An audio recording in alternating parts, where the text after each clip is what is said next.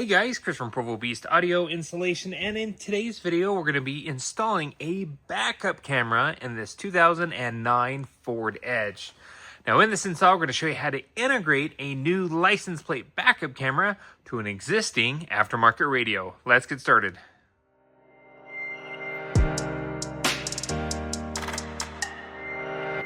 Alright, so we're here at the bench. Now the kit that we're installing here today is a license plate camera mountable kit by Pixelman. And essentially it's a pretty simple kit to install to really any aftermarket screen or way to display an analog camera input. This comes with a flat mount, which you can use in your application, or they include a license plate bracket, which we will convert to, and it snags the license plate mounting locations where the bracket sits behind the plate and makes it look like more so an OEM fit and finish. This kit includes a video RCA harness, which is essentially the output image of what the camera sees, goes through this cable and goes all the way to whatever is displaying. And now in our case, we already have an aftermarket radio installed in this, and that radio is going to display what this camera sees. It also comes with a power harness, as this camera also needs 12 volts to function properly. Now we've converted our camera kit over to the bracket here, just using the hardware included. And again, this bracket goes back behind the license plate, but snags the two mounted locations, and it keeps us nice. We'll have to pull this harness through the rear cargo hatch, and then we're going to pull it through the grommet so it looks factory, and this will go all the way up to the aftermarket radio in the dash cavity. Now the way that this hooks up, there is a power harness here, it connects into this, and on the output you have your power and ground, because this camera needs to be powered somehow. Then you have your video output. Now the video output simply plugs into your extension harness, and this will go all the way up to whatever screen is displaying that image. There is also a power and ground. We'll find a ground just somewhere in the rear hatch, and ground, it comes with a nice ring terminal, makes it nice and easy.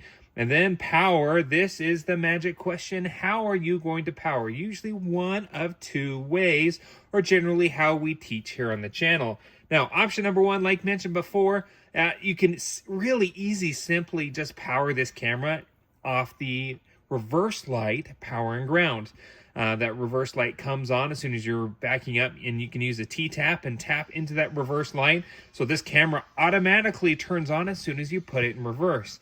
The downside of this method is this camera is only going to work as soon as you put it in reverse. It's going to be dead otherwise. So that's kind of a bummer. It is an easier way to set it up, but you don't have as many features. But option number two kind of opens up that door a little bit more, where instead of powering this on just the reverse light power, we can power this off of key accessories. So as soon as the car is on, the camera's on and basically in standby, available to whenever we want to use it. Some radios nowadays have the option to peek upon the camera at any time, in addition to just being in reverse.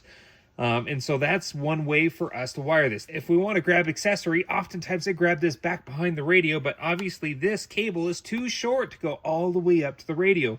So you can extend these wires to go all the way to the radio, or if you notice in your video cable extension harness, there are two little pigtails that hang off here. It's just another wire that passes through this harness that can be used in a couple of different ways.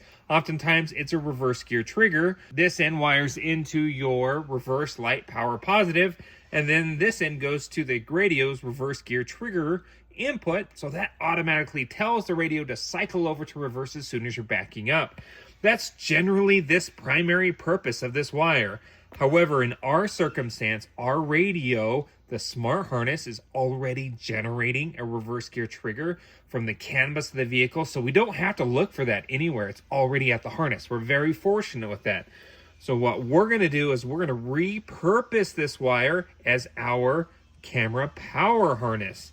So this, instead of going right to the reverse light positive, we're actually just going to tie this together. And then this end, we're going to tie into our radio's accessory power harness. So as soon as the radio on, we'll feed power into this harness, comes out here, and this will power the camera for us. This prevents the need of running any additional wiring or anything like that. It makes it for a nice and clean setup. So we're going to go with option two. We're going to get the most out of this camera because our new JVC radio has the option we can use that camera anytime in addition to just being in reverse. All right, so we're back here in the hatch. Now we have to take this panel off because the license plate's in the hatch, not the bumper. So we need to find some sort of grommet so we can pull our wire through. So this needs to come out of the way. There are a couple of Phillips screws in the grab handles. All right, so with those out, now I have one of these popping tools. I have a vinyl trim panel tool and a metal panel tool just to help start popping the clips off, because this needs to come up and out of the way.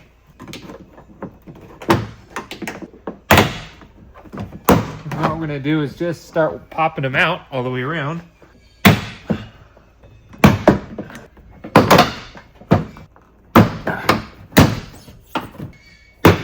Oh, there it goes.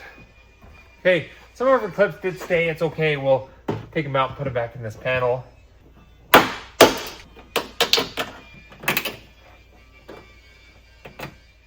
Now we do need to pull this out because we have to pull wire through our grommet.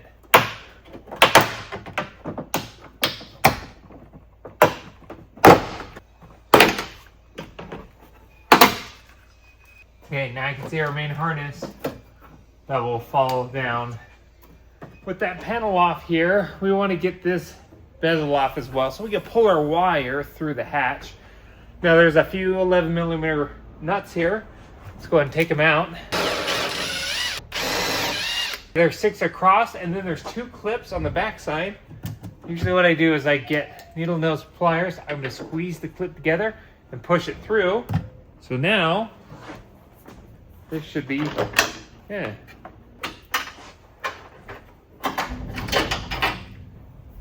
All right, I actually replaced these with some threaded inserts because it was so corroded.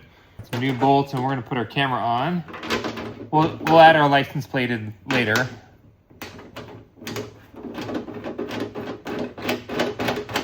Might be a little long, but that's okay. Now, our grommet pass-through is right here. We pulled our grommet out. We're gonna use that same pass-through. Okay, so I slipped this back on. I actually put a little notch in there so the wire doesn't get pinched. We fed it through the OEM grommet hole, and I made a little slit in that grommet so it doesn't chafe or get pinched on the wire. But that's kind of temporarily in. It looks like it comes out right here. I just want to make sure nothing's being pinched. Here's our new harness. We got to connect our power harness to it. We're going to follow our factory loom all the way down. Then we got to pass it through the main grommet of the hatch. Back here at the bench, we prepped our main harness. Now this is the harness that plugs into the camera that's now installed within our car. Remember, we have a power and ground, and since we're opting for option 2, we're going to power the camera off of the radio's accessory power.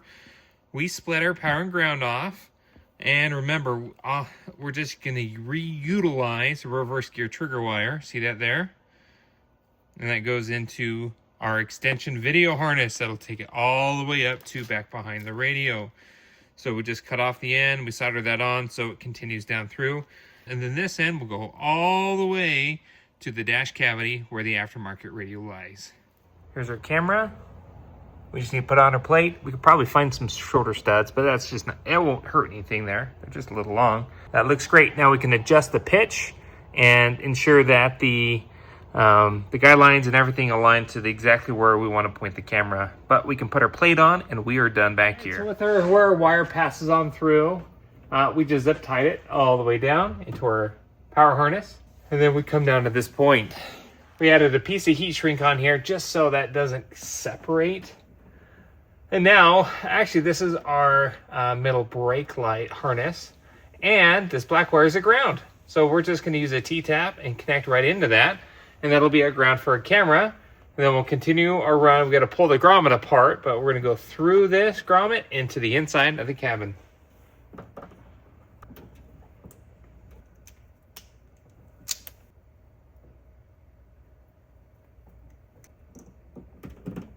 Okay, grounded our camera.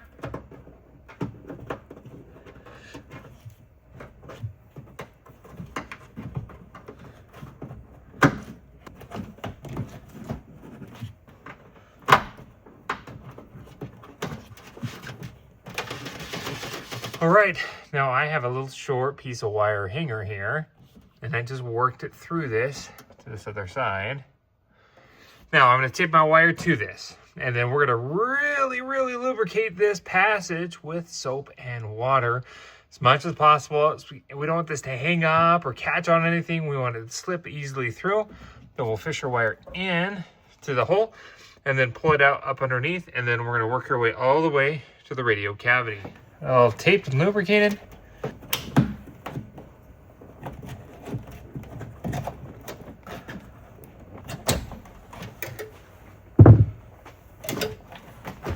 Woo! Got it.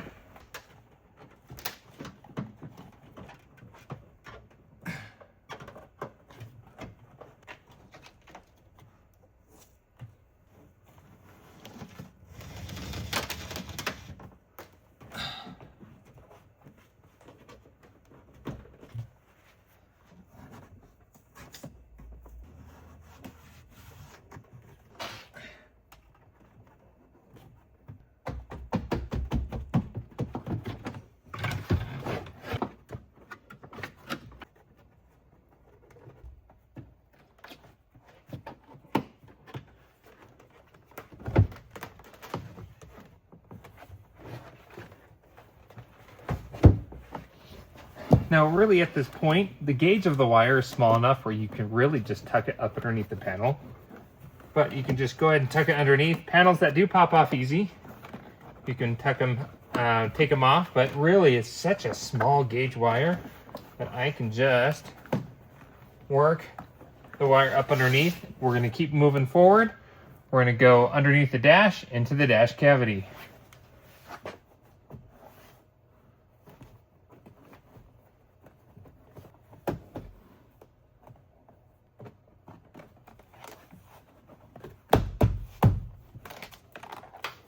Now, obviously here we didn't show you how we disassemble the radio because we covered that in such great detail in the first video, which we can link in the description. It really walks you through step by step on how to pull the dash apart and or even just replace the factory radio with something aftermarket. So check that video out. We'll link it in the description. So we went ahead and pulled our wire just up underneath the dash, zip tied it to existing wire and pulled it into the dash cavity where this will connect into our aftermarket radio. Now, remember, we're feeding harness power back into our repurposed trigger wire because that's going to power the camera as soon as the radio is on, and this simply connects into the camera input. We need to make this connection into the red wire of our radio, and then this will go to that camera input.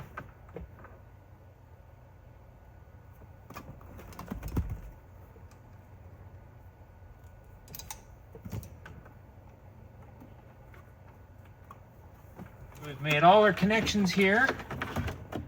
We're going to just tuck it all onto the dash.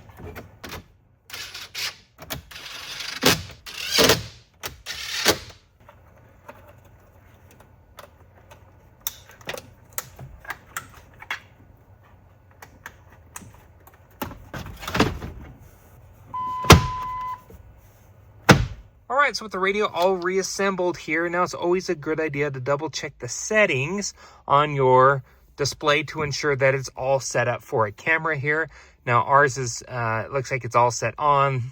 We have guidelines that we can adjust, so it looks like it's all good to go here.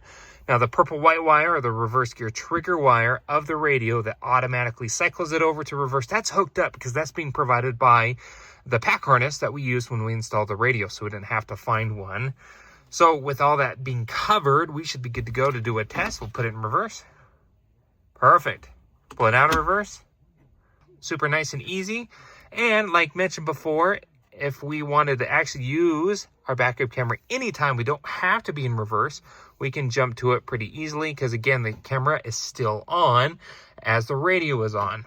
So that's about it for this install. As mentioned before, if you want to see how we install the radio itself, we can link that video in the description along with all the parts for the install for cameras and recommendations based on your trim edge. Put that all in the description for you. Be sure to hit the like button if you like what you saw, and don't forget to subscribe to post great content on the channel all the time. We'll see you in the next video.